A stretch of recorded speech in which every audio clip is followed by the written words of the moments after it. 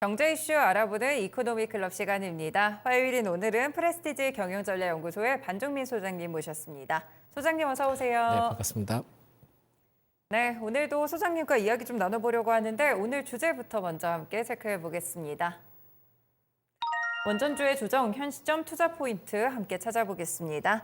네, 지난주에 사실 원전 관련 종목들 총선 이슈도 있었고요. 여러 가지 이유로 조정을 좀 크게 보였었는데요. 일단 이렇게 조정을 보였던 이유에 대해서 먼저 소장님 짚어주시죠. 예, 일단 뭐 조정이 나온 거는 오늘 시장 역시나 안 좋았기 때문에 그쵸. 조정이 나온 것으로 좀 판단이 되고 있는데 사실 그 어떻게 보면 정책과 관련된 부분들을 좀 놓치면 안 되는 상황이긴 합니다. 네. 그래서 여기에 대해서 이제 앞으로 원전주에 대한 투자 전략을 또 다시 살펴볼 필요가 있지 않을까라는 말씀을 먼저 드리겠고요. 일단 지금 최근에 좀 이슈가 나온 거는 뭐냐면은 정부 정책 동력 상실 가능성에 대해서 우려가 좀 제기되는 상황이다라는 말씀드리는데 네. 특히 이제 뭐 국내 이제 AI 전력 수요 증가에 대한 모멘텀하고 결국은 이제 정책적인 이슈 둘 중에 이제 어떤 게 클지가 제일 중요했던 게 사실 원전이었거든요. 근데 개인적으로 봤을 때는 결국 이제 원전의 경우에는 지금은 정책적인 모멘텀이 좀 더 중요한 건 맞습니다. 근데 AI 데이터 센터에 따른 전력 수요에 대한 그 필요성이 계속 좀 제기가 되다 보니까 원전과 관련된 이슈가 좀 부각이 됐던 건데 네. 저는 개인적으로 그 아마 저번에도 한번 말씀드렸지만은 이거는 좀 테마로서 봐야 된다라고 말씀을 드렸던 것 같습니다. 그렇다 보니까 지금은 어떻게 보면 총선 이후로부터 지금 어느 정도 마무리가 된 시점에서 총선이 그쵸. 마무리가 됐고 그런 다음에 지금 정책적인 부분들을 봤을 때 탈원전이냐 아니면 원전이냐 이 길로에 지금 놓여져 있는 상황이거든요. 근데 결국은 지금 야당 쪽에서 좀 크게 승리를 했기 때문에 원전과 관련된 정책이 일부 좀 안 좋아질 수도 있다라는 내용들이 좀 있습니다. 그렇기 때문에 여기에 따른 좀 차익 실현 매물이 나온 것으로 좀 판단이 되고 있고요. 정책적으로 차질이 빚어질 수 있는 것이 굉장히 좀 많을 겁니다. 많을 네. 건데 그렇다 하더라도 성장 동력이 있는 뭐 바이오 쪽이나 제약 반도체 쪽이나 이런 쪽 로봇 쪽의 경우에는 그렇게 큰 무리는 없을 것 같아요. 근데 원전의 경우에는 좀 여기서부터 체크를 해야 되는 게 뭐냐면 이게 지금 법안이라는 게 결국은 지금 21대 국회가 진행 중인데 네. 5월 되면은 이게 좀 마무리가 되거든요. 그 마무리가 되면은 일시적으로 기존에 좀 법안이 발의됐던 것들을 한 번에 좀 처리하는 날이 옵니다. 근데 네. 여기에서 처리가 못하면은 그러면 다음 22대 때 그러면 처리를 하면 되겠지라고 생각을 그렇죠. 하실 수 있는데요. 그게 아니라 법안이 그때 발의를 하지 못하면 다 폐기가 되고 새로 또 법안을 발의를 해야 됩니다. 그렇기 때문에 원전과 관련된 내용들을 다시 또 법안을 발의를 하게 된다 한다면 또 여당과 야당에 또 이게 또 맞춰야 되거든요. 그렇다 보니까 원전에 대해서는 지금은 정책적인 리스크가 좀 더 크게 부각된다 보시면 될 것 같고 범야권 그러니까 야당 쪽에서는 아리백이라고 합니다. 네네. 이게 지금 재생에너지로 전부 충당하는 캠페인인데 여기에 대한 내용들을 내세웠기 때문에 원전과 관련된 여기에 대해서 정책적인 부분에 대해서 다소 좀 줄어들 가능성이 높지 않나 보고 있고 근데 이제 이 아리백에 대해서는 강압적인 건 없습니다. 그래서 네. 자발적인 부분들이기 때문에 이게 지금 실효성도 또 체크를 해봐야 되는데 결국은 지금은 그 원전과 관련된 거는 정부 정책에 대한 리스크가 좀 더 크기 때문에 여기에서는 지금 다시 조정이 나올 가능성을 계속 좀 열어두셔야 되지 않을까라는 말씀드립니다.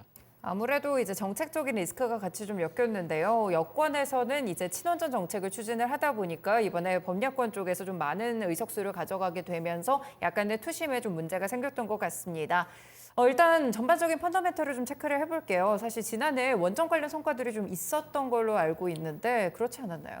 예, 굉장히 많았습니다. 그래서 3, 4호기 건설을 좀 즉시 재개를 했던 이력도 있기도 하고요. 작년 6월 때는 전력개발 실시 계획을 좀 승인을 했었고 네. 심지어는 인허가 절차를 18개월로 단축을 했던 것도 있었고요. 그리고 운영허가 만료 시점에 대해서도 고리 2호기, 3호기, 4호기 그리고 뭐 한올 1, 2호기에 대해서도 그 10개에 대해서 연장을 좀 진행을 했습니다. 그래서 전체적으로는 원전에 대한 비율을 굉장히 좀 늘리고 있다 보시면 될 것 같고 일감 공급에 대해서도 2022년 당시 때 2조 4천억 정도 됐던 것이 작년에 이제 3조 원으로 확대가 됐던 부분들이 있기 때문에 결국은 이제 성과는 굉장히 좀 있었는데 네. 여기에 대해서 성과에 대한 부분들은 어차피 성과고 올해도 좀 성과는 있을 것 같습니다. 그렇지만은 작년 3월 때 제일 중요했던 거는 SMR 시장에 대해서 그 독자 노형 개발에 좀 착수를 들어갔던 거.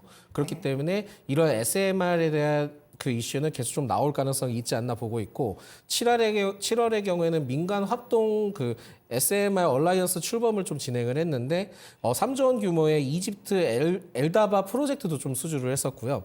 그리고 설비 최대 규모의 2,600억 원의 루마니아 관련된 건설 사업 등도 진행을 하면서 정부 출범 이후에만 한 4조 원 이상의 계약을 좀 수주하는 데 성공을 했다라고 보시면 될 것 같습니다.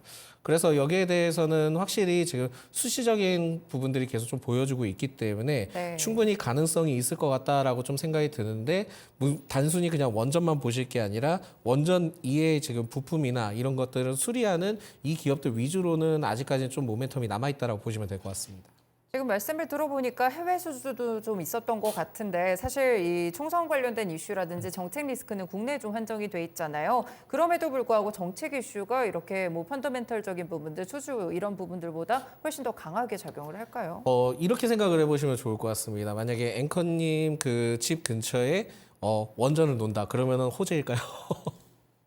그렇진 않지 않을까요? 예. 결국은 이게 정책적인 게 그 어느 정도 뒷받침이 돼야 되거든요. 근데 이게 정책적인 부분들이 뒷받침되지 못한다 하면은 원전의 성장에 대해서는 좀 제한적일 수 있다는 걸 네. 먼저 알고 계셔야 될 것 같고 지금 원래 계속 좀 발표를 하려고 했었던 게 그 제11차 전력수급 기본 계획을 좀 발표를 하려고 했습니다. 그래서 총선 그 예정이었었는데 총선 이후에 발표한다고 좀 얘기가 나왔고요. 거기에 대해서 좀 살펴봤을 때는 이제 원전 비중을 높이려고 한 것으로 알려져 있지만은 원래 이제 거기에 그 원전 비중이 높이는 것까지는 상관이 없어요. 근데 태양광과 배터리, 풍력의 경우에는 2030년부터 세액 규모가 단기적으로 축소된다라는 내용들이 좀 있었습니다. 네. 그렇다 보니까는 결국은 야당에서 반대를 할 수밖에 없는 입장은 맞는 것 같아요. 그래서 이게 제 11차 전력수급 기본 계획이 과연 우리가 바라는 대로 이루어질지는 아직까지 좀 체크를 해봐야 된다라는 말씀을 먼저 드리겠고요. 네. 결국에 지금 민주당 쪽에서는 이제 뭐 35년 국가 온실가스 감축 목표에 대해서 얘기가 나왔는데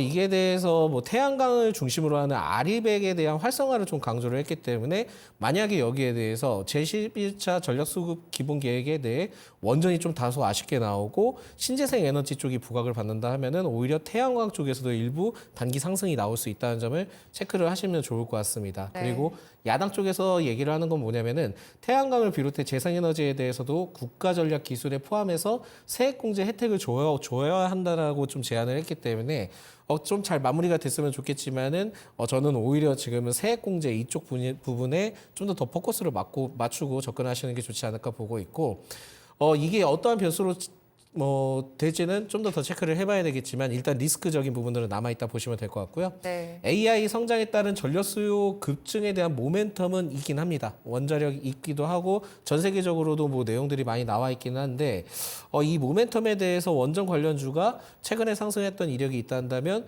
지금은 제11차 전력 수급 기본 계획이 일시적으로 좀 마무리가 되고 네. 그 다음에 이 이슈가 다시 좀 부각이 된다 한다면은 재차 한 번 더 크게 띄워줄 수 있다라고 생각이 드는데 과연 이게 중장기적 관점으로 큰 모멘텀이 될지는 원전에 대한 성과가 같이 붙어줘야지만 가능하지 않을까라는 말씀드립니다.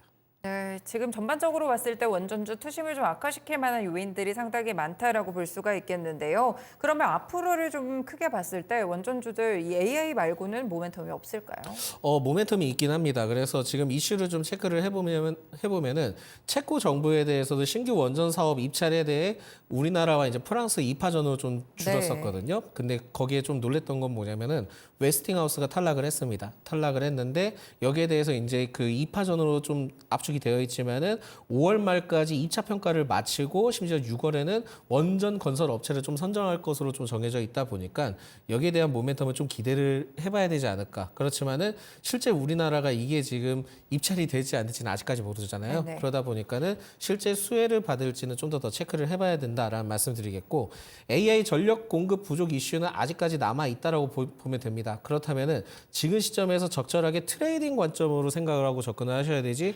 중장기적 관점으로 길게 가져나올 수 있는 상황은 좀 아니다라는 말씀 드리겠고요. 그렇죠. 어차피 그렇게 되면 좀 한번 또 쉬어갈 것으로 좀 판단이 되는데 그렇게 되면은 그 다음에 또 모멘텀을 뭘 봐야 되냐? 11월 정도 되면 또 정책 모멘텀이 또 다시 나옵니다. 그래서 11월에서 내년 2월 사이 때 또 정부 정책에 대한 로드맵이 나오기 때문에 그때 또 일시로 좀 올라갈 수 있기 때문에 여기에 대해서는 트레이딩 관점으로 접근을 하셔야 될 것 같고 원전주의 경우에는 최근에 이제 그 실적이 찍히거나 수주 등이 찍히고 있는 기업들 위주로 접근을 하셔서 대응을 해보시면은 그래도 낫지 않을까라는 말씀드립니다. 네, 원전주주 대응하실 때 너무 장기적인 전략보다는 트레이딩 관점에서 가볍게 보시는 게 좋을 것 같고요. 정책과 관련된 모멘텀이 들어갔다 나왔다 하기 때문에 이 부분을 보셔야 될 것 같습니다. 그럼에도 불구하고 또 펀더멘털적인 요소들은 꼭 체크를 하시길 바라겠습니다. 네, 그러면 현재 시점에서 저희가 원전주들을 접근할 때 어떤 대응 전략을 가지면 좋을까요? 저는 개인적으로는 분할 매매 전략이 계속 좀 필요하지 않을까라는 말씀드리겠고요. 네. 무조건 그 뭐 매도를 하면 안 된다, 뭐 그런 의견은 아닙니다. 매수를 하면 안 된다, 그런 의견은 아니고 오히려 이렇게 조금 약간 분위기가 좋지 않을 때 나는 좀 길게 보면서 그래도 한 10% 정도 수익을 보면서 접근하겠다 하면은 분할 매매 관점으로는 충분히 접근할 수 있는 시점으로 저는 생각이 들고 있고요. 특히 이제 제일 관심이 많은 것이 이제 두산 에너빌리티에 관심을 굉장히 좀 많이 갖고 계시거든요. 네. 그렇기 때문에 추가 조정 시 매수 관점으로 유효한데 여기에서 매수를 한다고 해가지고 무리하게 매수를 하실 게 아니라 추가 조정이 더 나와준다 하면은 분할 매매 관점으로 하시되 목표가를 지정을 하셨을 때는 상단에 이제 그 저항 구간이 두텁게 쌓여 있는 게 17,000원대거든요. 네. 그래서 17,000원대는 좀 어느 정도 매도를 하면서 가고 또 떨어졌을 때 매수를 하는 전략을 통해서 박스권 매매를 계속 좀 장기적으로 지속적으로 해보시는 게 좀 좋지 않을까라는 말씀을 추가적으로 드리겠고요. 네. 특히 이제 원전주의 경우에는 지금 두산 에너빌리티와 이쪽보다도 중소형주 위주의 트레이딩 매력도가 좀 높은 편입니다. 그렇다 보니까 중소형주 위주 중심으로 좀 살펴보시면서 그래도 나는 좀 빠른 게 좋아. 그렇다면은 이쪽 위주로 좀 살펴보시는 것도 나쁘진 않을 것 같습니다. 지금 원전주들 설명 들으시면서 지금 한번 진입을 해볼까 많이 밀렸던데 라고 생각하시는 분들도 있으실 것 같은데 그러면 새롭게 접근하시는 분들에게 추천해 주시는 원전주 어떤 게 있을까요? 아무래도 좀 빠르게 타이트하게 갈 수 있는 종목 중에 하나는 그 BHI라는 기업인데요. 물론 네. 이제 시가총액이나 호가창이 그렇게 뭐 많이 있지는 않기 때문에 접근을 하실 때는 적은 비중으로 계속 좀 접근을 해보시는 게 좋을 것 같은데 특히 이제 동사의 경우에는 제철용 산업설비 설계 생산업체이기도 하지만은 발전용과도 좀 관련이 있긴 합니다. 그리고 일감 공급에 대한 기대감이 좀 유효한 상황이다라는 말씀드리겠고 네. 지난해 4분기 때 기준으로 이 동사가 수주 잔고가 약 한 7천억 정도 된다 합니다. 그리고 실적적인 부분들이 계속 좀 좋아지고 있고 그런 흐름들을 봤을 때는 오히려 조금은 안전하다라고 좀 얘기는 그렇긴 하지만은 그래도 접근을 해보실 수 있는 포인트가 될 수 있지 않을까 보고 있고요. 네.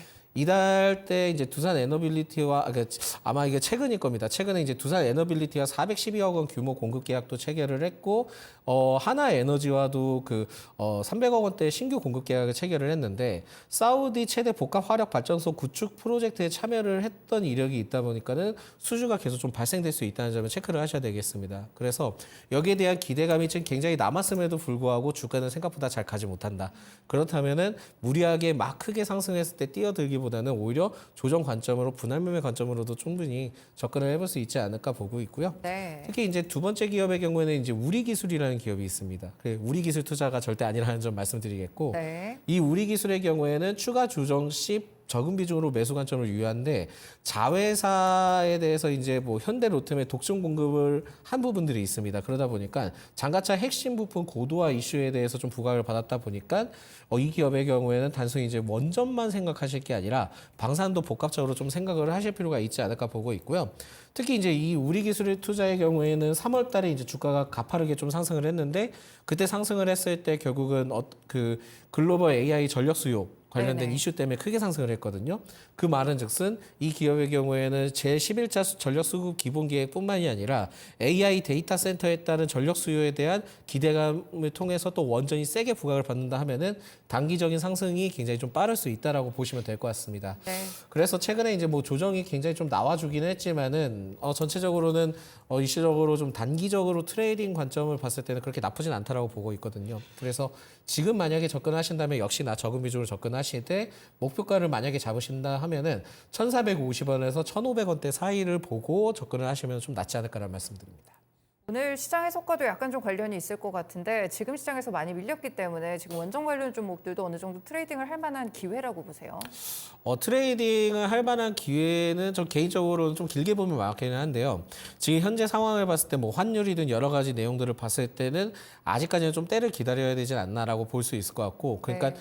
일시적으로 나는 단기적으로 좀 접근을 하겠다 그러면 당연히 좀 때를 기다려야 될 것 같고, 그래도 충분히 데이터 센터 향에 따른 기대감과 제11차 전력수급 기본 계획이 있다 보니까 그래도 단기적인 상승 때 나는 차익 실현할 수 있는 정도의 수익권을 가져가도 괜찮아 한다면은 중장기적 관점으로도 계속 분할 매매 관점으로 모아가셔도 그렇게 나쁘진 않은 것 같습니다. 그래서 너무 빠르게 접근하시기보다는 지금은 네. 차분하게 보시는 게 좋을 것 같고요. 지금 환율도 좀 가파르게 상승을 하고 있는데 정책적인 부분들이 결국은 지금 5월 달에 결국 한번 나와줄 수밖에 없는 상황이다 보니까 다시 그 22대 국회로 넘어갔을 때 원전과 네. 관련된 내용이 또 다시 나온다 하면은 그때 또 재차 접근해도 늦지 않으니까요. 너무 급하게 접근은 하실 필요는 없지 않을까라는 말씀드립니다.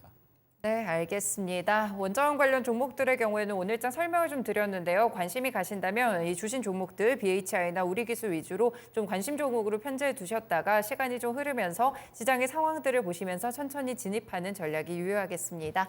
소장님 오늘 말씀 잘 들었습니다. 고맙습니다.